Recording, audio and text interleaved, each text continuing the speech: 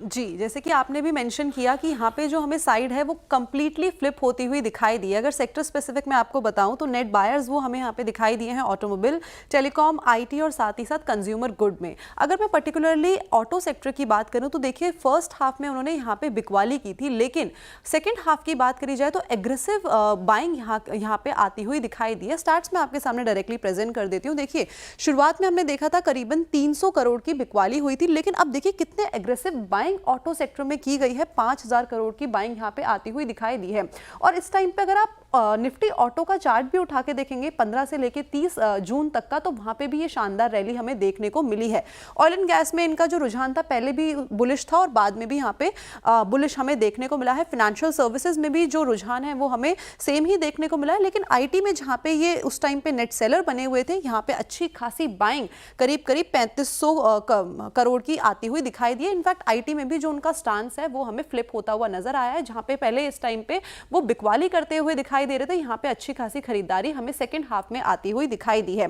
आगे बढ़ते हैं और बाकी के नंबर्स भी कुछ देखते हैं। कंज्यूमर सर्विसेज की बात करी जाए तो करीबन 1500 करोड़ की यहाँ पे बिकवाली की थी, लेकिन यहाँ पे अगर हम देखें तो करीब 3000 करोड़ की खरीदारी करते हुए नजर आए हैं, यानी कि सीधा सीधा जो उनका रेशियो है डबल होता हुआ नजर आया। केमिकल्स में रुझान सेम है, लेकिन यहाँ पे थोड़ा सा जो स्टांस है वो हमें नेगेटिव साइड में जाता हुआ दिखाई दिया है। रियलिटी सेक्टर की बात करी जाए तो यहाँ पे जो मोमेंटम है वो डबल होता हुआ नजर पड़ा है।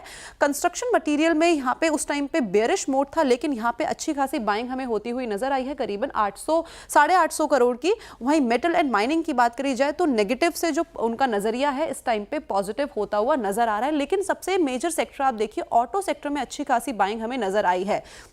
अब बिकवाली देख लेते हैं कि कहां पे हुई है। पावर सेक्टर में जो उनका स्टांस था फर्स्ट हाफ में भी नेगेटिव था और वही स्टांस उन्होंने बाद में भी मेंटेन किया है। सेम नंबर्स आपको दोनों ही फ्रंट में देखने को मिलेंगे। कैपिटल गुड्स में उनका जो रुझान है वो थोड़ा सा बिगड़ता हुआ नजर पड़ा है। कंज्यूमर ड्यूरेबल्स में भी उनका जो स्टांस है वो हमें नेगेटिव साइड में ही जाता हुआ दिखाई दिया है। हालांकि नंबर्स जो बिकवाली का नंबर है वो थोड़ा सा कम हुआ है, लेकिन बिकवाली का सिलसिला जारी है। हेल्थ केयर में इनका स्टांस बहुत बड़े उसमें हमें बेयरिश मोड में जाता हुआ दिखाई दिया है। वहीं एफएमसीजी की बात करी जाए तो नंबर यहां पे देखिए आपको कितना डिफरेंस देखने को मिलेगा। जहां पे एफएमसीजी में करीबन 3500 करोड़ की बाइंग थी, वो घटते घटते करीबन 350 करोड़ की सेलिंग में आ पहुंचा है। सॉरी मैंने गलत बोल दिया था, जहां पे 3500 करोड़ की सेलिंग थी वो घटते घटते 350 करोड़ की सेलिंग में आ पहुंचा है। लेकिन मेजरली ऑटो और एफएमसीजी काफी ज्यादा बज में थे।